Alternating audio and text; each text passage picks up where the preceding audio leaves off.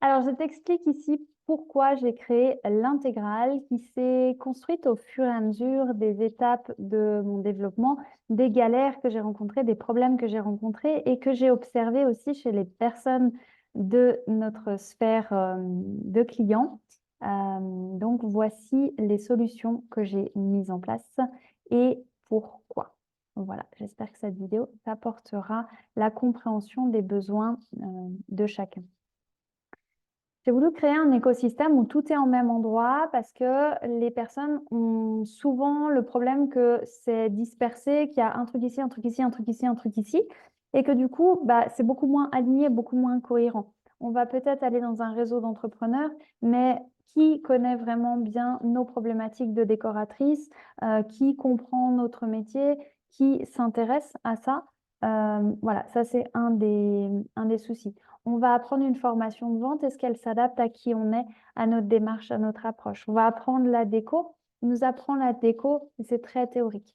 Donc, aujourd'hui, cette solution répond à toutes les plus grosses problématiques, les plus gros hicks que l'on trouve sur le marché, soit dans la solution intégrale, soit dans les offres en individuel. Alors déjà, la première chose, c'est quand on se dit que on ne va pas y arriver. On baigne dans un environnement où c'est pas possible pour nous, c'est trop dur. Est-ce qu'on en est capable? Est-ce qu'on est légitime? Et si on fait ça, on va abandonner nos enfants. Et si on fait ça, oh, mon Dieu, je vais perdre ma santé. Et si il se passe ça, mon Dieu, et si ça marche pas? Et si les gens me rejettent? On va se retrouver confronté à nos peurs, confronté à nos émotions. Et beaucoup de personnes dans la déco vont se lancer, vont avoir envie de, et vont rester à l'idée de simple envie parce qu'elles n'osent pas passer à l'action, parce qu'elles n'ont pas compris comment ça marche là-haut. Et d'être trop dans l'émotionnel fait qu'on est des éponges. Alors, c'est beaucoup des hypersensibles, beaucoup des hauts potentiels. On est des éponges, on reçoit ça et on se dit, oui, ok, les autres, ils peuvent y arriver parce qu'ils sont pas comme moi, mais moi, je suis beaucoup trop fragile, je suis beaucoup trop pas comme les autres, je suis beaucoup trop vulnérable et de toute façon, c'est juste une passion, je vaux rien, etc., etc. Et là, déjà, il y a la majorité des solutions qui vont apparaître quand on va travailler sur ce mindset. Donc, aujourd'hui, toutes les personnes qui n'ont pas les résultats qu'elles veulent, j'insiste, toutes les personnes qui n'arrivent pas à passer à l'action et qui n'ont pas les résultats qu'elles veulent pour X ou Y raison, il faut aller travailler là-dessus. On va libérer ça en reprenant le contrôle, en reprenant les rênes de la machinerie. C'est des personnes qui subissent leur mental, qui sont euh, qui partent se réfugier souvent dans le spirituel, dans l'énergétique, et qui rejettent l'ego au lieu de l'amadouer et d'en prendre les rênes. Donc, la transe, c'est vraiment refusionner tout ça, c'est réunir toutes les parts de soi et c'est les mettre en fonction dans le bon sens, au bon endroit. Donc, toutes les personnes qui ont des blocages, des gros chocs émotionnels, des soucis de clarté sur leur vision, qui n'arrivent pas à avoir l'énergie, des personnes qui procrastinent, des personnes qui se dispersent, les personnes qui développent des maladies ou qui sont dans les excuses, ces personnes-là, c'est la transe. Ensuite, la formation de styling, c'est vraiment la plus-value de la nouvelle ère de la déco. C'est se rendre compte qu'on ne fait pas seulement du joli, on va plus loin. Et donc, comment je comprends la problématique de la décoratrice qui a envie d'aller dans cette démarche, c'est moi, j'ai mon ressenti, mais comment je comprends? Comment j'explique au client? Comment je fais le lien? Est-ce que mon ressenti est juste? Pourquoi je perçois ça? Pourquoi je ressens des énergies différentes? C'est logique ou c'est pas logique? Je suis folle? C'est mes émotions? Qu'est-ce qui se passe? Et donc là, on est dans un espèce de... Il y a quelque chose qui nous dit que, mais comme on ne sait pas ce que c'est, comme on ne l'a pas compris, comme on ne sait pas l'utiliser, comme on n'est pas au clair avec ça, ben, on le ravale et on se dit qu'on va faire comme tout le monde pour pas faire de vagues, pour pas être prise pour une folle, pour pas dire n'importe quoi. On va surtout pas aller là-dedans. Donc aujourd'hui, on ouvre les portes de l'intuition, du cœur, de l'âme, de l'énergétique, de tout l'invisible Et on permet à toutes les personnes qui ont cette sensibilité, cette connexion, de s'accomplir en ayant les clés pour mettre ça en lumière, mettre ça au grand jour, pour communiquer là-dessus, pour le gérer, pour le manier, pour vraiment devenir un alchimiste d'espace et avoir la baguette magique. Quand on est décorateur, on est créatif, on a plein d'idées, on est beaucoup dans l'émotionnel. Donc, on a tendance à pas forcément être super en phase avec le côté business. La grande majorité, vendre, ouh, je vais devoir vendre, je vais devoir me vendre, ça va pas, non, mais non, mais moi je fais pas ça pour l'argent, mais moi je veux faire ça pour l'humain, et puis, euh, et puis je sais pas faire, et puis je veux pas devenir une vendeuse, je déteste les vendeurs, donc, et puis les papiers, et puis si je fais faux, et puis il faut que je sois sur les réseaux sociaux. Tout le monde dit qu'on doit être sur les réseaux sociaux. Aujourd'hui, je ne peux pas avoir un business et ne pas être sur les réseaux sociaux. Et je suis obligée d'avoir un site internet, mais je ne sais pas comment le faire et ça coûte cher. Et comment les clients vont me trouver? Et je dois plaire à tout le monde pour que beaucoup de clients viennent à moi. Mais en même temps, il y a tellement de décoratrices. Et pourquoi les autres y arrivent et moi, j'y arrive pas? Et comment me rendre visible? Voilà les énormes préoccupations de la personne qui a besoin de business holistique.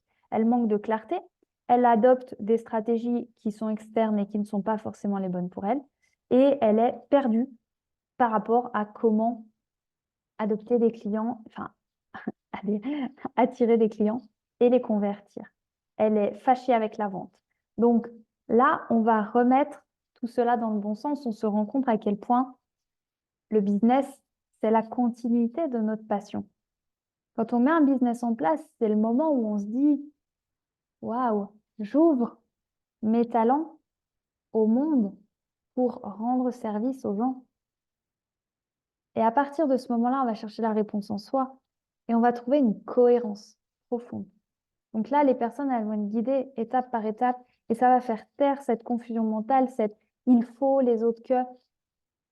Quand il y a beaucoup de comparaisons, quand il y a beaucoup de croyances fausses sur un business holistique va remettre tout ça dans l'ordre.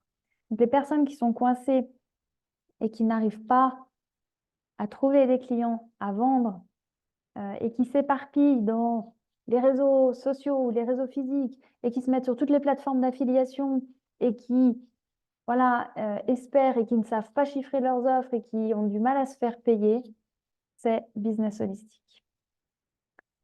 DécoPro va être dans le réel. C'est le quotidien de la décoratrice. Ok, tu t'es éveillé au home styling ou pas d'ailleurs.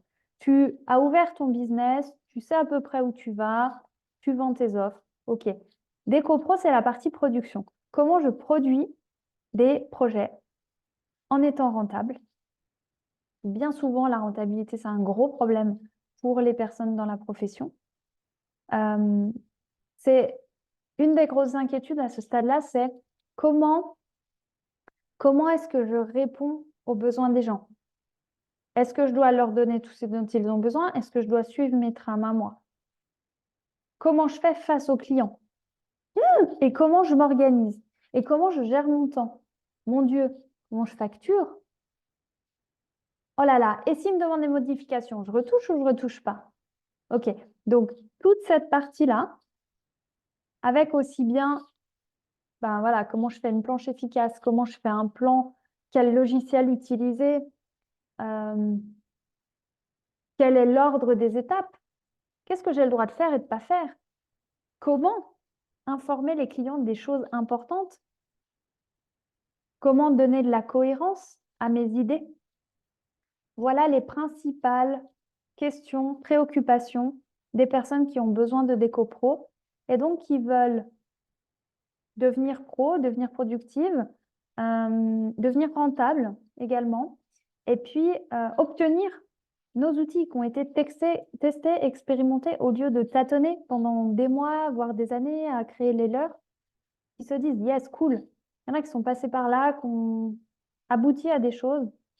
Bah, j'utilise ça et ça laisse le champ libre à ma créativité plutôt qu'à tatillonner sur des comment je fais ci, comment je fais ça, des choses un petit peu ennuyeuses. Donc, c'est un accélérateur énorme et ça va vraiment renforcer l'activité et ça va lui permettre de devenir vraiment quelque chose de rentable et de pérenne. OK? Donc, ça va super bien avec le côté business parce que c'est vraiment après l'action qui devient rentable et qui va permettre de faire tourner le business. Donc, les deux vont ensemble et sont très, très forts ensemble. La partie réalisation, c'est aussi l'aboutissement. Si on a les meilleures idées du monde, on les propose à nos clients et qu'ils se rendent compte que ce n'est pas réalisable, et ça arrive bien souvent, les personnes n'ont pas besoin d'un diplôme pour être décoratrice. Donc, tout le monde est décoratrice. Et super, j'ai regardé 3 fois M6 Déco, je te fais de la déco. Mais très peu vont être capables de rendre un projet qui va être réalisable. Donc, les personnes qui veulent vraiment faire ce métier vont être confrontées à gérer le chantier, ça me fait peur. Là, c'est vraiment de la peur, c'est inconnu, c'est pas mes énergies, c'est rationnel, c'est carré, c'est logique, c'est méthodique, c'est des chiffres. Là, il ne faut pas que je me plante, quoi. Comment je fais? Donc là, c'est trouver sa place en tant que gestionnaire de chantier ou simple personne qui va intervenir et accompagner, mais de faire le lien entre les idées qui ont été présentées dans DecoPro, les idées et leur mise en œuvre, leur mise en forme. Donc, bien souvent, ce qui est difficile, c'est de savoir comment je chiffre, comment je fais le lien entre mes idées et un budget. Donc là, on va savoir gérer un budget. Une des grandes questions aussi, c'est et les délais. Comment on calcule des délais? Comment on propose des délais? Combien de temps ça peut prendre? Il y a la partie relation client et relation des intervenants. On la travaille aussi dans DecoPro. Comment on présente les projets? Voilà, c'est important cette relation. Mais une fois que le client a validé, après, il va falloir faire valider le projet à tout le monde, à toutes les personnes qui vont intervenir. Donc, comment après on est à l'aise avec ces différentes relations qui peuvent être techniques, qui peuvent être commerciales, où là, on est dans un rôle beaucoup plus yang, sans pour autant devenir un chef de chantier autoritaire et directif. Ça, c'est une des craintes. On n'a pas envie d'aller sur le chantier parce qu'on ne veut pas devenir ça, la plupart du temps. On va apprendre ici à connaître la technique un petit peu, hein, déjà juste pour ce qu'on a besoin, à se rendre compte de ce qui est possible, pas possible.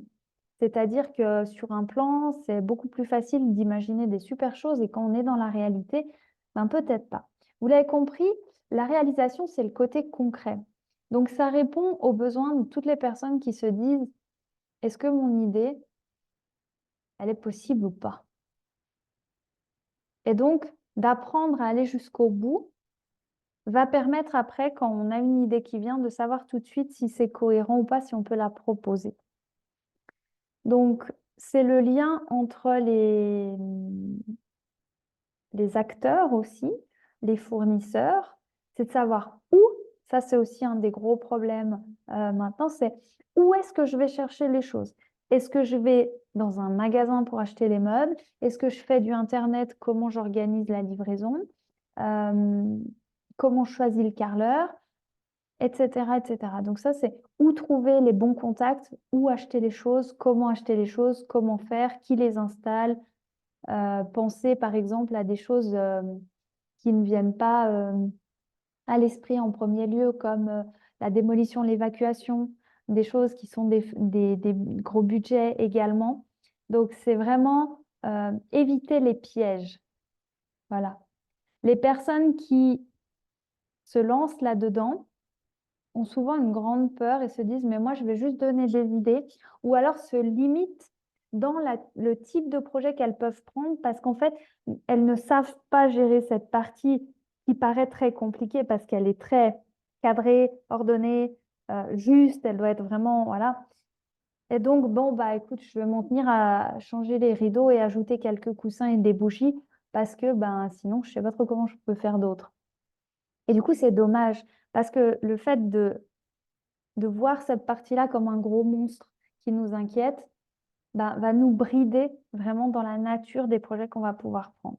Donc là, c'est vraiment vivre la réalisation de manière constructive, de manière positive, en se disant c'est chouette, il y a le talent du peintre, il y a la technicité du plombier, il y a toutes ces choses-là qui viennent se mettre ensemble et qui créent une émulsion. Et c'est de devenir en fait le fédérateur de toutes ces énergies et de toutes ces informations et de mettre de la joie dans cette part-là. Et bien sûr, l'Académie du Flow, ça c'est pour être en croissance permanente. C'est les personnes qui, et beaucoup sont inquiètes de comment je vais faire. Beaucoup de personnes dans nos clients sont à la maison, travaillent à la maison, donc il y a facilement des distractions. Les priorités ont été tout autres avant de lancer cette activité ou avant de s'intéresser vraiment à la déco et de partir dans ces formations. Et il va falloir faire de la place, il va falloir changer des choses, il va falloir petit à petit devenir une autre personne. Et comme on est la moyenne des 5 personnes que l'on côtoie le plus, l'idéal, c'est de baigner dans l'environnement avec des personnes qui correspondent à ce qu'on veut devenir et de s'en inspirer et de pouvoir poser ces questions dès qu'on en a, dès qu'on a besoin, de pouvoir proposer des collaborations aussi sans avoir besoin d'aller les chercher à l'extérieur, de pouvoir demander le soutien sur les parties où on est encore vulnérable. Ça va nous permettre, et c'est un immense avantage, surtout sur la partie où il y a l'affiliation qui est proposée, donc la personne rejoint vraiment la team DM, où on va pouvoir prendre les parties des projets qu'on maîtrise, déjà devenir rentable, et ensuite se former sur d'autres choses et agrandir son champ de prestations. Donc, l'Académie du Flow, c'est la famille. Quand on se lance, on se retrouve face à cette peur de l'inconnu.